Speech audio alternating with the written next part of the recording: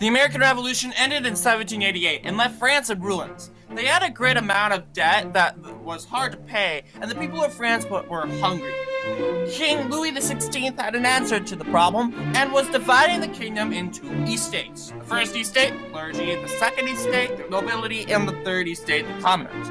The system did not work and only got the people of France angry with the king. The idea that the king spread corruption began to play, and the French got their ideas from the American Revolution. The people began to riot, and the king knew that he had started a big problem. So a group of officials, both loyal and unloyal to the king, met and formed the tennis court oath. Basically, the officials ordered people to go to the left and right side of the tennis court. People were unfaithful of the king would go to the left, and the people that were loyal to the king would go to the right.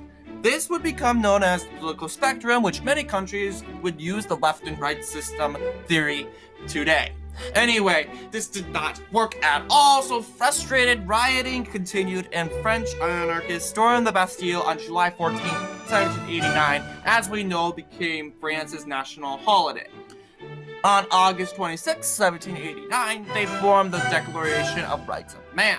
Kinda like the United States Constitution if you look at it right. The French people ordered Louis and his wife Marie to flee to Versailles, which he did. But a few days later, he fled to his wife's country, Austria, mainly the Austrian Netherlands. He never got to Austria because Louis and Marie were caught by the French at the Austrian border, dressed as an Austrian couple. So they were captured and brought back to Paris. During that time, however, in 1782, Austria and Prussia declared war on France, starting the French Revolutionary Wars. So in 1793, Louis was found guilty and sentenced to death on the guillotine. A new constitution was found and drafted in June, and in October, Marie was executed.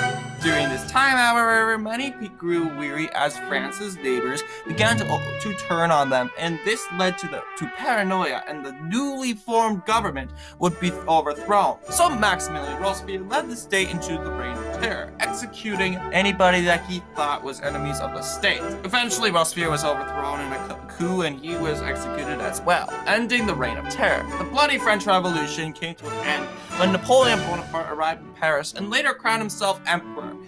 And this would all turn out into the Napoleonic Wars a few years